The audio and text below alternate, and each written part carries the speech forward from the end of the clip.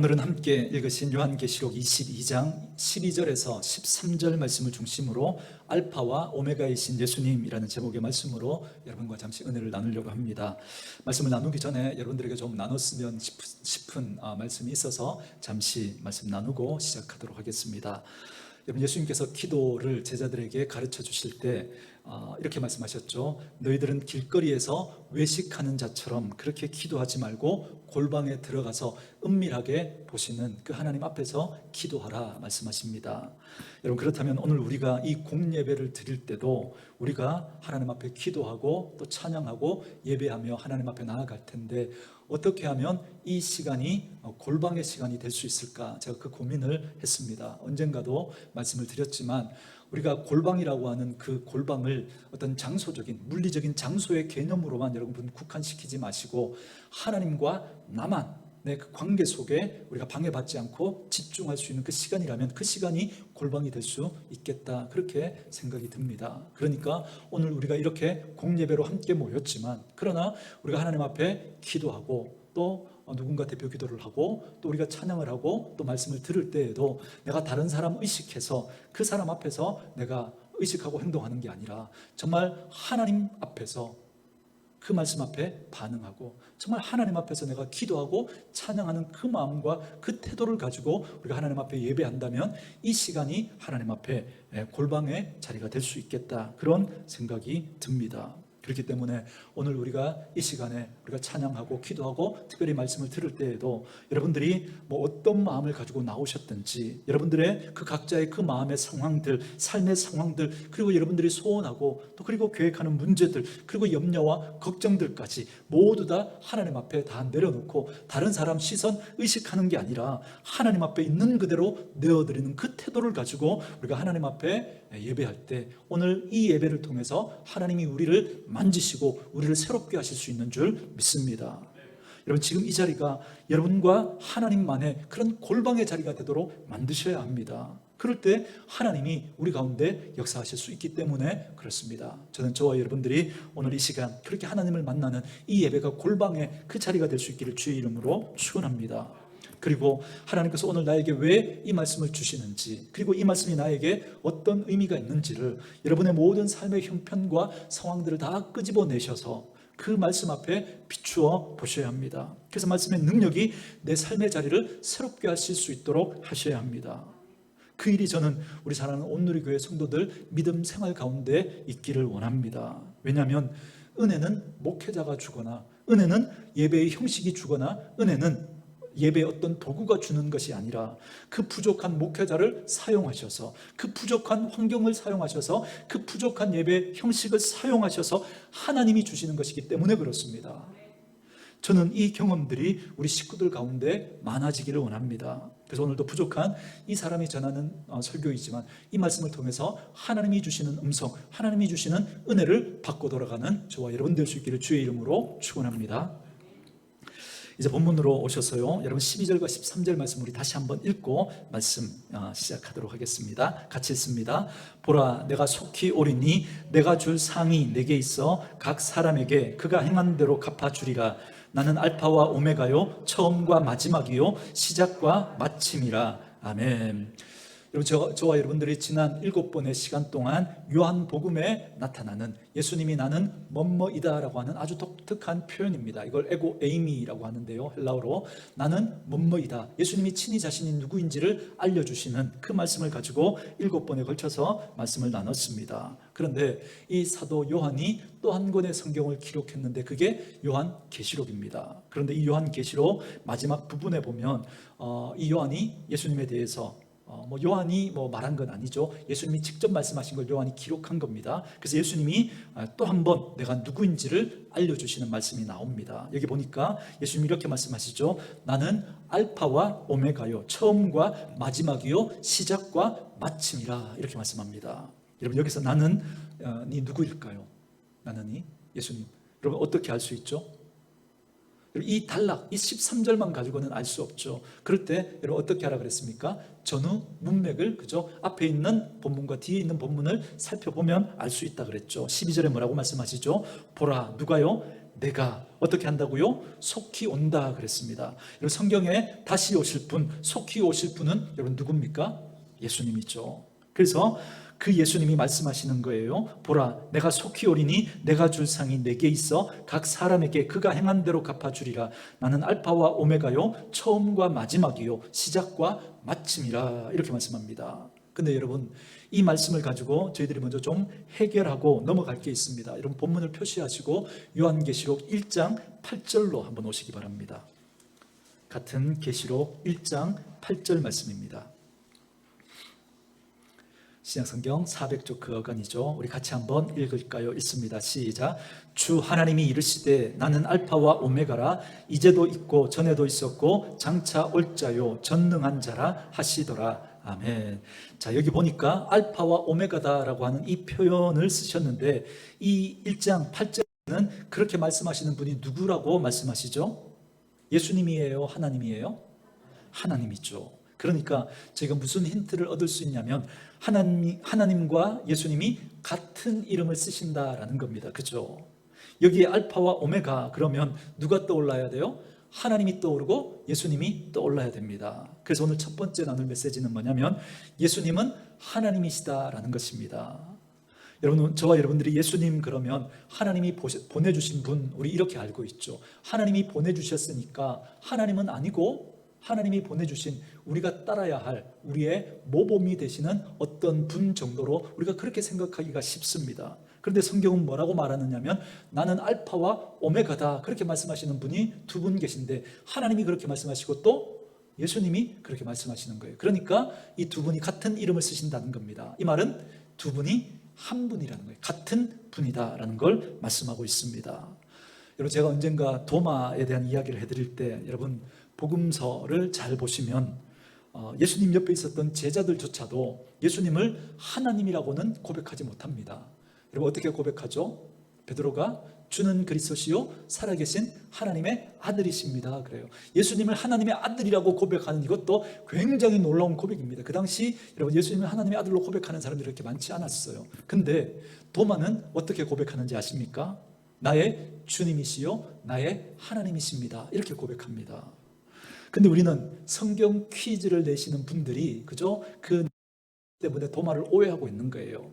성경에 의심 많은 제자는 누굽니까? 그러면 도마라고, 우리가 그렇게 성경 퀴즈로, 그게 여러분 우리가 익숙해서 도마를 의심 많은 제자로 낙인을 찍어버렸는데, 저는 아무리 여러분 복음서를 읽어봐도 도마가 의심 많은 제자라고 그렇게 느껴지지가 않는 거예요. 사실 도마는 의심 많은 제자가 아니었고, 예수님에 대한 열정이 누구보다도 많았던 사람이 도마였습니다. 왜냐하면 예수님이 부활하신 다음에 제자들에게 나타나셨을 때 얄궂게도 이런 그 자리에 누가 없었어요? 도마가 없었죠. 도마가. 그런데 도마가 나중에 그렇게 그 제자들이 있는 곳에 오니까 막 야단이 난 거예요. 그 제자들이 부활하신 예수님을 만났다고 막 이야기를 하면서, 흥분을 하면서 막 입에 거품을 물고 막 이야기를 하는 겁니다. 여러분, 우리도 그런 경험 있죠. 나는 갑자기 일이 생겨서 그 교회 부흥회 하는데 첫날 집회에 참석을 못했는데, 막 그날 막 말씀이 막 얼마나 좋은지 막 은혜를 받고 막 그랬다고 막 이야기하니까, 여러분 그 이야기를 듣는 그죠? 거기에 참석하지 못했던 사람 마음이 어때요? 막 야오르잖아요, 그죠? 여러분, 지금 도마의 마음이 딱 그 상황인 겁니다. 그 10명의 제자들이 부활하신 예수님을 만났다고 그러면서 막 흥분해서 막 이야기를 하는데, 제일 마음이 불편하고 속상했을 사람이 누구예요? 도마인 거죠. 자기도 부활하신 주님 만나고 싶은데 자기는 못 만났거든요. 여러분, 도마가 어떤 사람이냐면, 베드로가 예수님께서 얘들아, 내가 이제 예루살렘에 올라가면 붙잡혀서 십자가에서 고난을 받고 죽게 될 거다, 그렇게 이야기했을 때 베드로가 뭐라 그럽니까? 예수님 붙들고 가나요? 꾸짖었다는 말입니다. 예수님은 꾸짖으면 뭐라 그래요? 안 됩니다. 못 갑니다. 예수님 죽으면 안 됩니다. 그렇게 이야기했던 사람이 베드로였습니다. 그런데 도마는 여러분 그때 어떻게 말했는지 아십니까? 도마는 우리도 예수님과 함께 죽으러 가자, 그렇게 말했던 사람이 도마입니다. 여러분, 누가 더 세요? 못 갑니다, 안 됩니다, 이 사람이 더 셉니까? 아니면 우리도 예수님과 함께 죽으러 가자, 이렇게 말하는 사람이 더 셉니까? 누가 더 세죠? 도마가 더 세죠. 그죠? 여러분, 이랬던 사람이 도마란 말입니다. 그런데 부활하신 예수님이 누구에게만 안 나타났느냐면, 나한테만 안 나타난 거예요. 나한테만. 굳이 내가 없을 때 왜 나타나냔 말이에요. 그런데 나머지 제자들은 부활하신 예수님을 만났다고 막 흥분해서 자랑을 하니까 그때 도마가 한 얘기가 뭐였죠? 나는 그 예수님 손에 그죠? 난 그 못자국에 손가락 넣어보고 예수님 그 옆구리에 난 그 창자국에 손을 넣어보지 않고는 난 안 믿겠어. 이렇게 이야기하는 거예요. 그래서 이 말이 제게는 어떻게 들리냐면 탄식처럼 들리는 거예요. 속상해서 하는 이야기처럼 들리는 거예요. 아니 예수님 왜 내게는 안 나타주시고 왜 이들에게만 나타나 주셨습니까? 이들은 이렇게 기뻐하는데 왜 나한테는 그 기쁨 안 주시는 겁니까? 그렇게 탄식하며 그렇게 투정하는 그 말처럼 들리는 거예요. 왜 제가 그렇게 보느냐면 잠시 뒤에 예수님이 도마에게 나타나시죠. 그리고는 도마에게 자상한 목소리로 이렇게 말씀하지 않습니까? 도마야, 네가 말한 대로 내 손에 난 못자국에 손 넣어보고 내 옆구리에 난 그 창자국에 손 넣어보고 그렇게 믿는 자가 되거라, 이렇게 말씀하십니다. 질문요, 여러분 도마가 그때 예수님 손에 그 못자국 난 손에 손 넣어봤을까요? 옆구리에 그 창자국에 손 넣어봤을까요? 안 넣어봤을까요? 안 넣어봤어요. 그죠? 여러분 그는 넣어보고 믿으려고 했던 게 아니었어요. 예수님 너무 보고 싶은 마음에 투정 섞인 말로 이렇게 그 말을 했던 겁니다. 그리고 나서 그가 한 고백이 이거죠. 주는 나의 주시요 나의 하나님이십니다. 베드로와 제자들이 하지 못했던 놀라운 고백을 이 도마가 합니다. 이건 여러분 차원이 전혀 다른 그런 고백입니다. 예수님을 하나님의 아들이 아니라 하나님으로 지금 고백하고 있기 때문에 그렇습니다. 그 당시 예수님을 하나님의 아들이라고 고백하는 것도 여러분 이건 대단한 일입니다. 그런데 예수님 그분을 하나님이라고 고백하는 건 이건 완전히 급이 다른 고백인 거예요.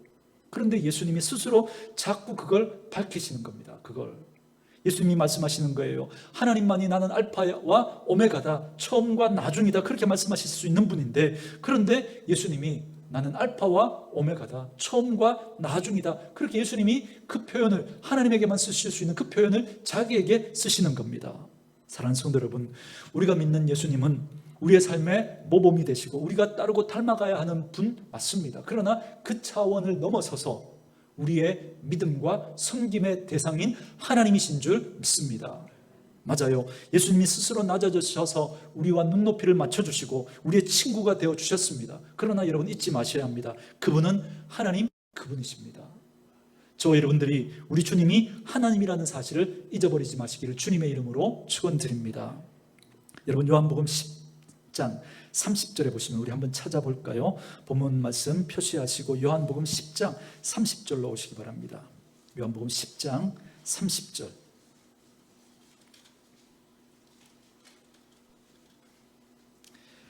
우리 말씀 같이 한번 읽어볼까요? 읽습니다. 시작. 나와 아버지는 하나이니라 하신대. 아멘. 예수님이 자꾸 나는 하나님이다, 나와 하나님은 하나이다, 이런 말씀을 자꾸 하시는 거예요. 그러니까 이걸 잘 이해하지 못했던 그 당시 많은 사람들이 예수님의 이 말을 가지고 예수님을 공격하고 이 말을 가지고 빌미로 삼아 예수님을 잡으려고 했던 거거든요. 여러분 여기 보시면 예수님이 나와 아버지는 하나다 이렇게 하셨는데 우리가 좀 더 알아야 될 게 있는데 그럼 어떤 면에서 예수님과 하나님이 같은가? 어떤 면에서? 27절 말씀, 여러분 10장 27절 말씀부터 보세요. 사실은 2절부터 봐야 되지만 27절부터 제가 읽습니다. 내 양은 내 음성을 들으며 나는 그들을 알며 그들은 나를 따르느니라. 내가 그들에게 영생을 주노니 영원히 멸망하지 아니할 것이요 또 그들을 내 손에서 빼앗을 자가 없느니라. 그들을 주신 내 아버지는 만물보다 크심에 아무도 아버지의 손에서 빼앗을 수 없느니라. 아멘. 뭐라고요? 하나님께서 예수님에게 주신 하나님의 자녀들은 아무도 아버지 손에서, 하나님 손에서 빼앗을 자가 없다라는 겁니다. 왜요? 하나님이 만물보다 크시니까. 아멘이신가요? 아멘이시죠. 그리고 나서 30절에 말씀하시는 거예요. 나와 아버지는 뭐라고요? 하나라고요. 그러니까 이 권세를 예수님이 다 가지고 계신다라는 겁니다. 그래서 하나님은 하나님의 절대적인 약속이 있죠. 제가 우리 식구들에게 늘 말씀드리죠. 예수 믿고 예수를 마음에 영접한 사람은 무슨 일이 있어도 천국 가요, 못 가요? 천국 갑니다. 무슨 일이 있어도 천국 갑니다. 여러분 어떻게 멸망하지 않는다 그래요? 영원히 멸망하지 않을 거라고 그랬습니다. 여러분 영원히라고 하는 이 말이 무슨 말이죠? 끊어지지 않는다는 거죠. 끊어지지 않는다.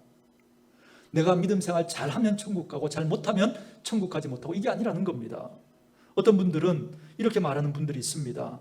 우리가 믿음 생활 잘하면 그렇게 멸망하지 않고, 우리가 믿음 생활 못하면 멸망하고, 우리가 교회 생활 열심히 하면 멸망하지 않고, 교회 생활 띄엄띄엄 하면 멸망하고. 그렇지 않습니다. 영원히라고 하는 이 말은 끊어지지 않는다는 거예요. 우리의 상태, 우리의 모습, 우리의 삶이 어떠하든 상관없이, 뭐가 확실하면요, 내가 예수를 믿고 예수를 내 마음에 모신 분이라면 우리의 모습과 상관없이 우리는 멸망하지 않을 거라고요. 왜요? 하나님이 약속하고 계시니까. 저는 저와 여러분 안에 예수님이 살아계시기를 주님의 이름으로 축원합니다. 여러분, 우리가 무슨 일을 하기 전에 교회 일 열심히 하고 참 귀하죠. 우리가 하나님 기뻐하시는 일 열심히 하고 참 귀하죠. 그러나 그 전에 우리가 반드시 해야 되는 건 우리 안에 예수님이 계셔야 한다는 겁니다. 예수님이. 저는 저와 여러분 안에 예수님 계시기를 주의 이름으로 축원합니다. 그러면 영원히 멸망하지 않을 거예요. 그리고 또 그들을 내 손에서 뭐 할 자가 없다고요? 빼앗을 자가 없다 말씀하십니다. 저와 여러분이 구원을 얻었다는 게 뭐죠? 우리가 누구 손에 있다는 거예요? 예수님 손에 있다는 거거든요. 어떤 분들은 자꾸 다르게 이야기를 해요. 우리가 예수도 믿어야 하지만 우리가 착하게 살아야 되고 선하게 살아야 되고, 또 우리가 또 하나님의 말씀에서 기록하고 있는 그러한 삶을 살아야 한다고 그렇게 말합니다. 네, 그렇게 살아야 합니다. 그러나 그것이 우리의 구원의 조건이 될 수는 없습니다. 우리가 하나님의 자녀가 되었기 때문에 하나님의 자녀답게 하나님 살아가기를 원하시는 거지, 여러분 그 삶이 우리의 구원과 우리의 신분을 여러분 결정하는 건 아니라는 겁니다. 여러분, 이게 예수님 손에 우리의 구원이 있다는 말입니다. 예수님에게 있기 때문에 우리가 사단을 이기는 게 아니에요. 누가 사단을 이겨주셔요? 예수님이 이겨주시는 거예요. 이미 예수님이 이기셨습니다. 믿을 수 있기를 주의 이름으로 축원합니다. 그러니 여러분, 예수 믿다가 또 귀신 들릴 수 있다 그렇게 말하는 분들이 있습니다. 그러나 절대 그런 일은 없습니다. 절대. 여러분, 예수님 뭐라 그래요? 누구도 빼앗을 수 없다고 말씀하시니까, 우리를 예수님의 손에서 누구도 빼앗을 수 없다니까 그렇게 말씀하시니까 절대 여러분 예수 믿는데 귀신 들리는 일은 있을 수 없습니다. 그래서 여러분, 성경이 거듭거듭 이야기하죠. 믿음이 세상을 이기게 할 거라고. 너희가 믿으면 하나님의 영광을 볼 거다 말씀하십니다. 그렇다면 우리 뭘 믿을까요? 뜬구름 잡는 것처럼 믿으면 안 된다 그랬죠. 우리가 뭘 믿을까요? 하나님의 말씀, 예수님의 말씀, 그 약속을 믿는 거예요. 저와 여러분들은 사단에게 빼앗길 일이 없다는 사실을 믿을 수 있기를 바랍니다. 왜요? 예수님이 약속해 주셨으니까. 끝까지 우리를 지켜내실 거니까요. 자, 29절 말씀 보세요. 그들을 주신 내 아버지는 만물보다 크심에, 여러분 이 땅에 이전에 존재했고 지금 존재하고 앞으로도 존재할 그 어떤 존재보다, 그죠? 더 큰 존재, 하나님보다 더 큰 존재는 없다는 거예요. 하나님이 더 크시다는 거예요. 그런데 하나님이 더 크신데 그분이 우리 아버지가 되시니까 절대 아버지 손에서 우리를 빼앗아갈 자가 없다는 겁니다. 이 구원의 확신이 저와 여러분 가운데 있기를 원합니다. 근데 문제는 진짜 예수님이 우리의 주님이냐는 거예요. 진짜로 하나님이 진짜 여러분의 아버지시자는 거예요. 진짜로. 이걸 넘어가셔야 됩니다. 이 약속은 누구에게 주시는 약속이에요? 하나님의 자녀들에게 주시는 약속이기 때문에 그렇습니다. 그래서 이 약속이 확실하지만 그러나 자녀가 아닌 사람은 해당되지 않는 거예요. 그러니 우리가 뭐부터 점검하셔야 돼요? 우리가 정말 마음에 예수님을 모시고 있는가? 나는 정말 하나님의 자녀인가? 이게 여러분 먼저 확실해야 됩니다. 그런데 예수님을 믿는데도 이 확신이 없는 분들이 있어요. 그래서 여러분, 우리 교회 등록하시고 확신반 과정을 거쳐야 합니다. 저희 교회 등록하신 분들이 이제 몇 분 더 계시면 또 확신반 과정을 이제 시작하게 될 텐데요. 기존 성도님들 중에서도 나는 예수님을 믿는데 나는 지금 죽어도 천국에서 눈뜰 자신이 없다, 그런 분들은 여러분 꼭 확신반 들으셔서 확신을 가지셔야 됩니다. 여러분, 확신이 왜 중요하냐면 이렇게 한번 흔들어 보잖아요. 그런데 휘청거리는 거예요. 그럼 사단이 뭐 그랬어요? 이건 되겠다 싶은 거예요. 그러면 어떻게 해요? 계속 흔들어요. 그래서 시험에 드는 거죠. 그럴 때 딱 버티고 있으면요, 이거 만만치가 않네, 그죠? 다른 사람 찾으러 다녀요. 여러분, 그러니까 확신이 중요한 겁니다. 여러분, 예수 믿습니까? 이 말하고 지금 죽어도 천국에서 눈 뜰 수 있습니까? 제가 다른 질문한 건가요? 아니죠. 똑같은 질문이에요. 그런데 확신이 없으면, 그죠? 지금 죽어도 천국에서 눈 뜰 자신 있습니까? 그러면 손을 못 드는 거예요. 손을. 그래서 꼭 확신반 하셔야 합니다. 그래서 저는 이 땅을 살아가는 동안에 여러분들이 예수님을 꼭 영접하신 분들 될 수 있기를 바라고, 예수님을 영접하셨으면 이제 그 무엇도 우리를 주의 손에서 빼앗을 수자가 없다라고 하는 이 확신 가운데 그 담대함을 가지고 믿음의 삶을 살아갈 수 있게 되기를 주의 이름으로 축원합니다. 두 번째 말씀은 이겁니다. 그런데 그 예수님의 이름이 뭐라고요? 알파와 오메가요, 처음이요 마지막이다, 이렇게 말씀하셨어요. 여러분, 알파와 오메가라고 하는 이 말이 무슨 말일까요? 이 알파와 오메가가 여러분 신약 성경에 보면 이 기록한 언어가 헬라어거든요. 헬라어에 알파벳이 있습니다. 그 알파벳, 여러분 A에 해당하는 게 알파, 영어에 A에 해당하는 게 알파고 Z에 해당하는 게 여러분 이 오메가입니다. 우리나라 말로 치면 기역에 해당하는 게 이 알파고 히읗에 해당하는 게 오메가입니다. 그러니까 시작과 끝이라는 말이죠.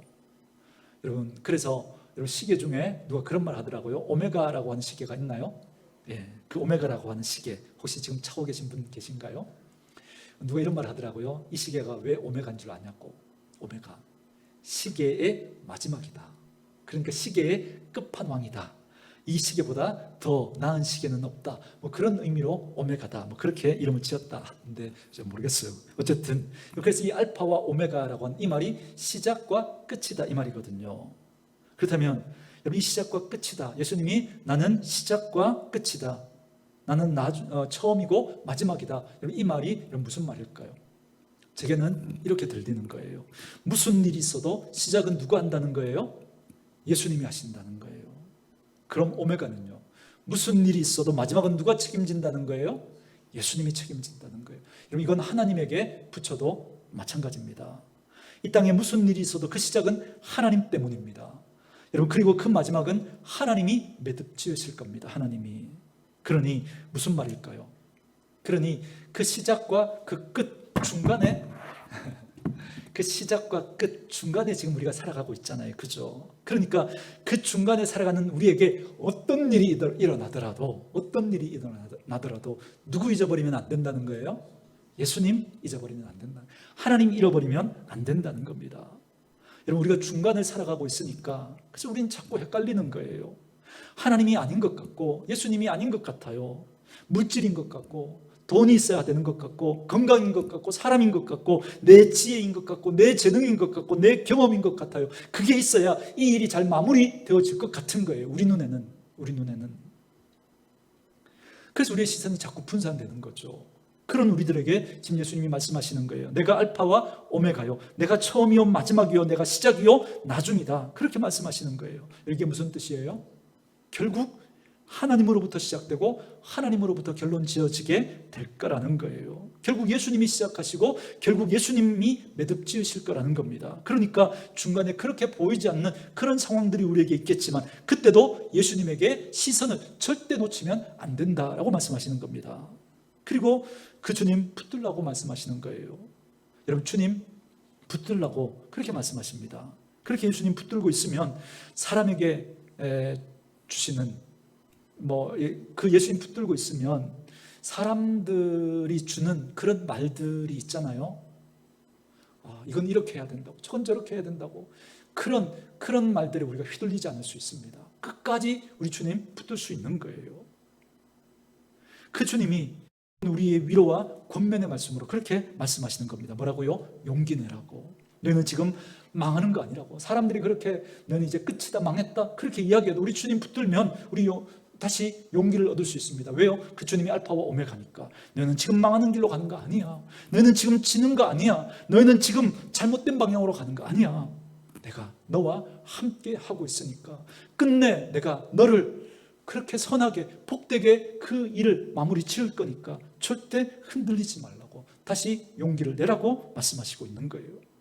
왜요? 주님이 알파와 오메가, 처음과 마지막이 되시니까 끝까지 그 예수님 버리지 않고 그 예수님 붙들고 있으면 그 시작하신 일을 주님께서 그렇게 아름답게 마무리 지으실 것이니까 반드시 예수님이 완성하실 거니까 예수님께 붙어 있으면 그것이 개인의 인생이든 가정의 인생이든 공동체의 인생이든 하나님께서 책임지신다고 말씀하고 계신 거예요. 여러분, 하나님의 말씀을 한 군데 더 찾아볼까요? 어디를 보시냐면 빌립보서 1장 6절 말씀입니다. 본문을 표시하시고 빌립보서 1장 6절 말씀, 신약 성경 318쪽 그 어간입니다. 빌립보서 1장 6절 같이 한번 읽을까요? 읽습니다. 시작. 너희 안에서 착한 일을 시작하신 이가 그리스도 예수의 날까지 이루실 줄을 우리는 확신하노라. 아멘. 그게 뭐라 그래요? 너희 안에 어떤 일을요? 착한 일을, 선한 일을, 하나님의 뜻을 시작하신 분이 그리스도 예수의 날까지. 여러분, 그리스도 예수의 날이 어떤 날이죠? 주님 재림하시는 날, 마지막 날까지 그걸 어떻게 하실 거라고요? 이루어 내실 거라고요. 끝내 완성하시고 온전하게 하실 거라고요. 아무리 중간에 그렇지 않게 보이는 일들이 있을지라도, 중간에 지는 것 같고 중간에 혼란스럽고 중간에 비난을 받고 사람들이 공격하는 그런 일들이 있을지라도 그 자리가 마지막 자리가 되지는 않을 거라는 거예요. 왜요? 하나님이 알파와 오메가가 되시기 때문에 그렇습니다. 그러니 이 말씀은 중간을 살아가고 있는 우리들에게 주시는 말씀인 거예요. 어떻게 말씀하시는 거죠? 지치지 말라는 거예요. 포기하지 말라는 거예요. 망가지지 말라는 거예요. 함부로 살지 말라는 겁니다. 아무리 우리가 살고 있는 이 중간이, 아무리 지금 우리가 살아가고 있는 이 도중이 하나님이 안 계신 것 같고, 마치 하나님이 없는 것처럼 그렇게 인생이 흘러가는 것 같고, 내가 점점 더 아래로 굴러가는 것 같고, 내 몸은 더 쇠약해지는 것 같고, 내 상황은 더 나빠지는 것 같더라도 절대로 지치거나 포기하거나 망가지거나 함부로 살지 말라는 겁니다. 왜요? 우리 주님이 처음이요 마지막이니까. 그걸 우리는 곧 알게 될 겁니다. 곧 저와 여러분의 개인의 종말이 오게 될 때, 여러분 그때 우리는 알게 될 거예요. 맞아, 내 인생은 끝내 하나님 앞에 서게 되는구나. 그리고 그 하나님께서 마무리를 짓게 하실 거구나. 여러분, 그 시간이 오늘이 될지 내일이 될지 아니면 내년이 될지 모르지만 우리들은 알게 될 겁니다.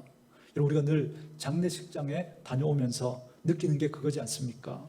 이 일은 그분에게만 일어나는 일이 아니고 언젠가, 그 언젠가가 언제인지 알 수 없는 그 불식간에, 여러분 우리에게도 순식간에도 일어날 수 있는 일 아니겠구나. 여러분, 이번 폭우로 인하여서 정말 안타깝게 생명을 잃은 분들을 보면, 여러분 그 일이 여러분 우리에게 언제 일어날지 여러분 누가 장담할 수 있습니까? 여러분, 그때 우리가 지금 이 중간의 삶을 살면서 머리 아파하고 고민하고 힘들어하고 염려하고 걱정했던 것들이 여러분 아무것도 아니었다는 걸 우리는 그때서 알게 될 겁니다. 근데 우리는 이게 마치 내 인생의 전부인 것처럼 이거 안 되면 안 되는 줄 알고, 이거 안 되면 끝인 줄 알고, 그렇게 우리는 여기에만 마음 쓰면서 살아가고 있단 말이죠. 그런 우리들에게 오늘 예수님이 이 말씀을 주시는 거예요. 처음과 마지막은 나다. 그 일을 시작한 이도 나고 그 일을 마무리 지을 이도 나다. 너를 예수 믿게 하고 너희들이 그 믿음의 삶을 살게 한 이가 나다. 지금 이런 여러 가지 복잡하고 힘들고 어려운 그런 일들이 있겠지만, 그러나 이 과정 속에 너희가 그 주님 붙들고 그 주님 놓치지 않고 그 주님과 함께 믿음의 길을 걸어가면 마침내 너희 안에 착한 일을 시작하신 이가 끝내 선하게 아름답게 복되게 마무리 지으시고 그렇게 완성하시고 그렇게 끝을 맺을 거야. 그렇게 말씀하고 있는 거예요. 그러니 절대 누구 놓치지 말라는 거예요? 예수님 놓치지 말라는 거예요.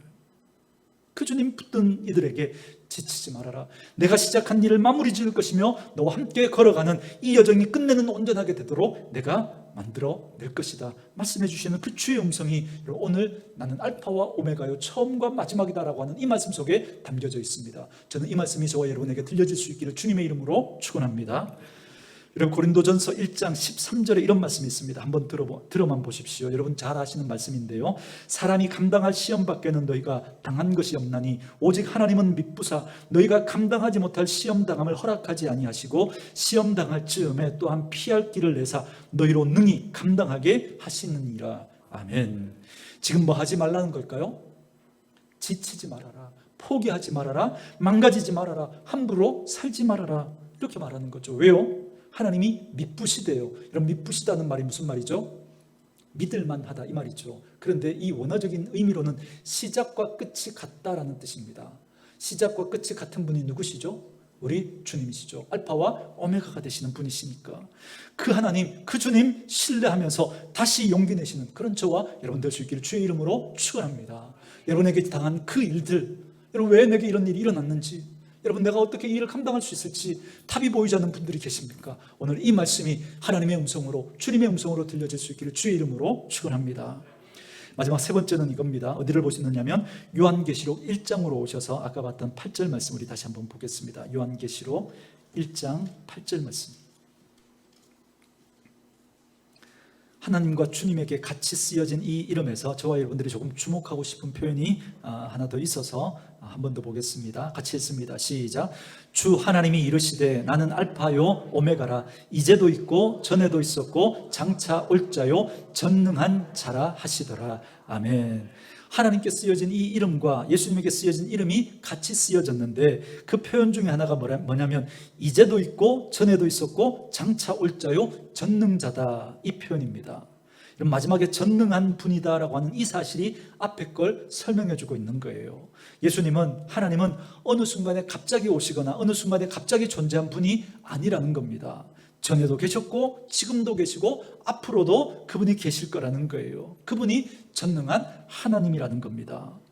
비슷한 표현을 하나 더 찾아볼까요? 본문 표시하시고 조금만 앞으로 오시면 히브리서 13장 8절이 있습니다. 야고보서 앞에 히브리서 13장 8절, 신약 368쪽 그간입니다.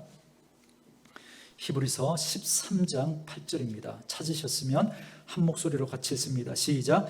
예수 그리스도는 어제나 오늘이나 영원토록 동일하시느니라. 아멘. 자, 요한계시록 1장 8절에 하나님에게 쓰였던 그 표현하고 이렇게 뭐 약간 다르지만 뜻은 똑같은 내용이 여기 나오죠. 예수 그리스도는 어제나 오늘이나 영원토록 동일하신 분이랍니다.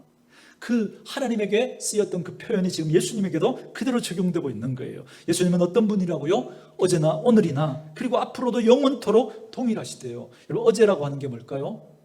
우리의 시간에 그 어제를 포함해서 과거의 모든 시간들을 다 포함한 거죠. 성경에 기록되어져 있는 예수님의 모습과 지금 존재하는 예수님의 모습과 그리고 앞으로 존재하실 그 예수님이 동일하시답니다. 뭐에 있어서요? 예수님의 능력에 있어서, 예수님의 존재에 있어서, 예수님의 권세에 있어서, 그분의 하나님 되심에 있어서 여러분, 예수님은 변함이 없다는 거예요. 변함이 한치의 변화도 없다는 겁니다. 이게 무슨 말일까요? 그래서 마지막 세 번째는 이겁니다.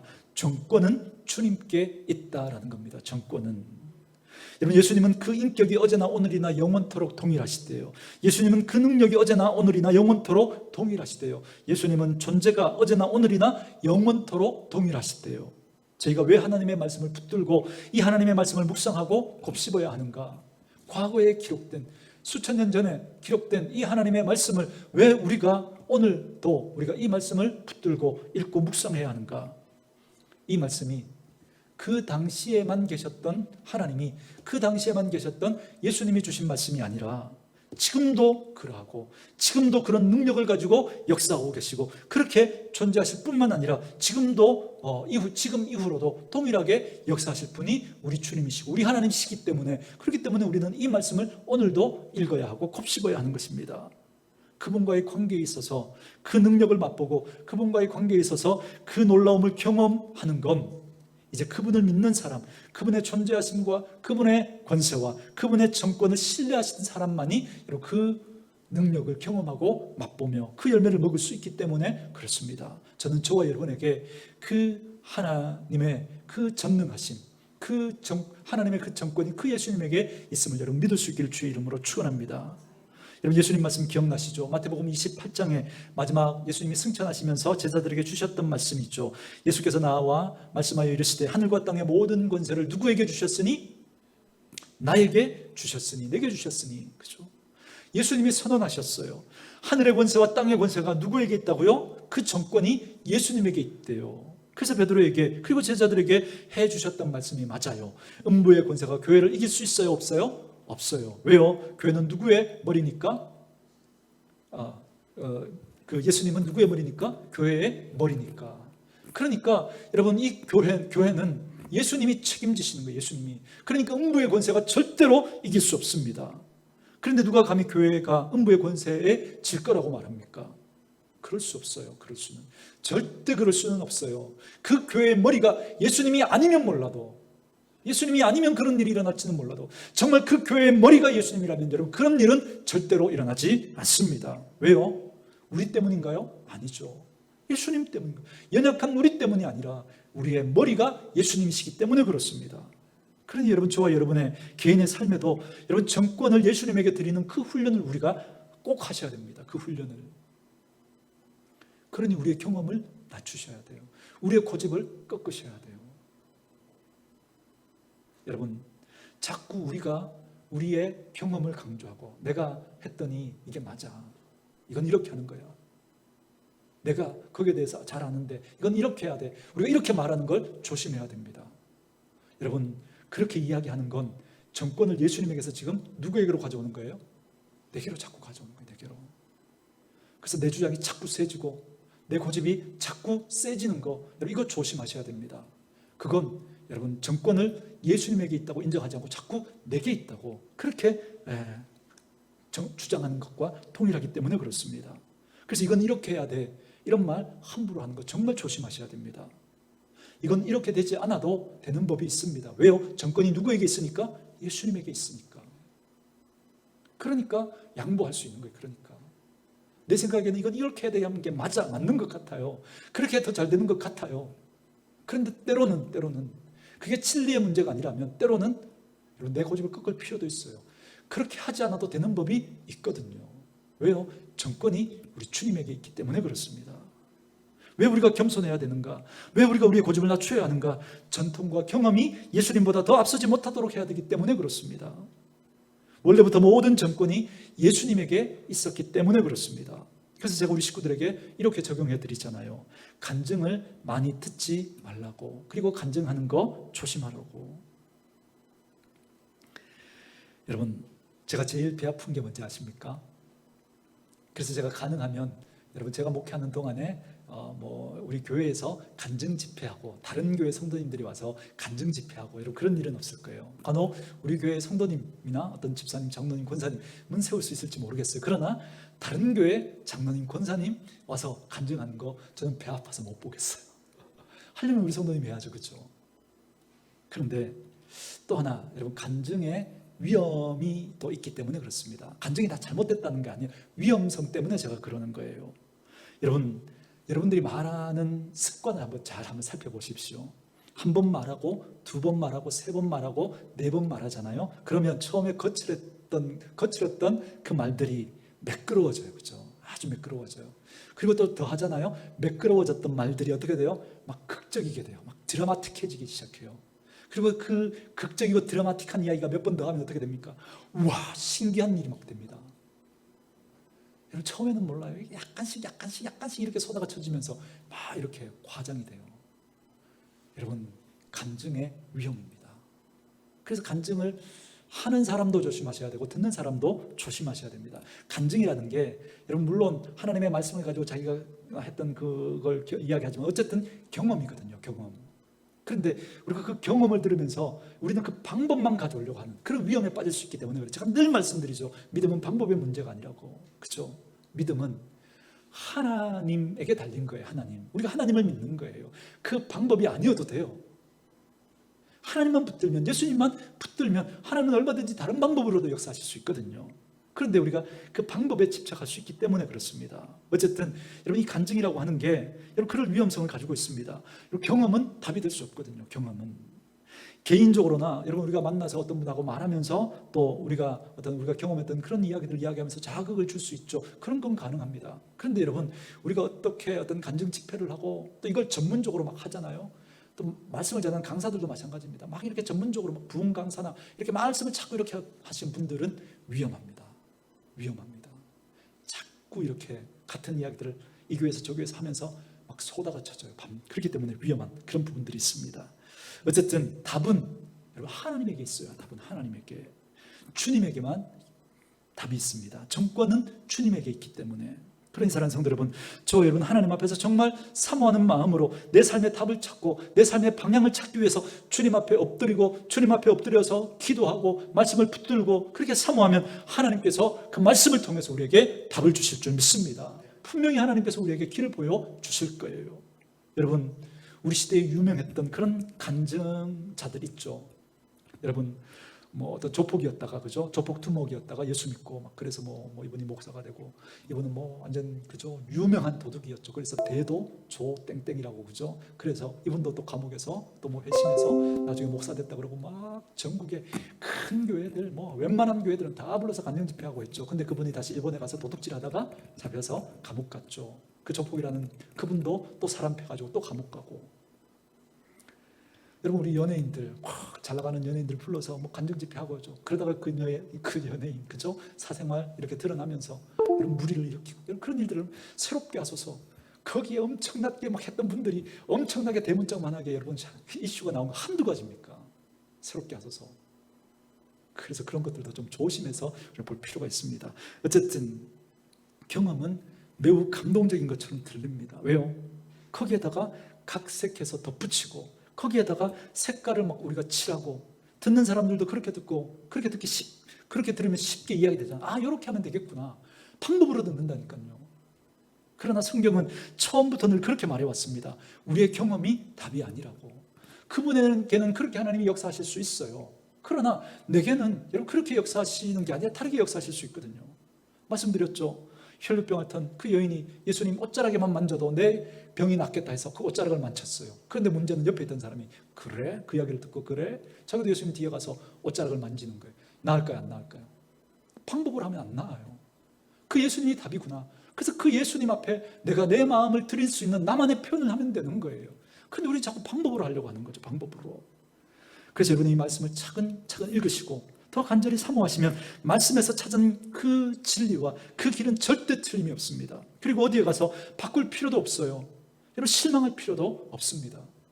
사랑하는 성도 여러분, 제가 오늘 소도의 왜 예배 시간에, 왜 말씀 시간에 여러분들만의 골방을 만드셔야 된다고 말씀드렸냐면, 그 시간은 하나님만 하고 저만이 머무는, 그죠? 하나님만 나만이 머무는 그런 시간이 되어야 하기 때문에 그렇습니다. 그래서 나의 있는 그대로를 우리의 진짜 의사이신 그 예수님께, 그 예수님 하나님 앞에 내 소원과 내 기도의 제목, 내 미천한 그 지금의 이 상황과, 그리고 그 힘들고 어렵고 걱정스럽고 고민되는 그런 문제들을 내어드릴 때 전능자이신, 전에도 계셨고 지금도 계시고 앞으로도 계실 그 시작과 끝이 되시는 그 주님께서 우리를 만지셔야만 우리의 인생의 진짜 새로운 길이 열릴 수 있기 때문에 그렇습니다. 그 주님을 여러분 만나셔야 하기 때문에 그렇습니다. 저는 우리 교회가, 우리 성도들의 가정이 이렇게 시작하시고 매듭지어 가시는 그 예수님께 붙들리시는 그런 인생 되어줄 수 있기를 주님의 이름으로 축원합니다. 어찌해야 할 바를 모르겠거든, 다시 길이 안 보이시거든, 너무나 힘든 그런 분들이 있으시거든, 이 일을 여러분 해보셨는지를 점검하십시오. 사람 찾아가서 막 안타까운 소리는 했는데 정말 주님 앞에 정말 내 마음을 내어놓고 내 마음을 토하고 그 주님 앞에서 답을 얻으려고 여러분 해보셨는지 한번 점검해 보십시오. 그 주님 붙들 때 그 주님께서 분명히 여러분에게 길을 내시고 답을 주실 줄 믿습니다. 정권을 가지신 우리 주님 앞에서 나아가 그 문제를 해결받는 저와 여러분 되어줄 수 있기를 주님의 이름으로 축원합니다.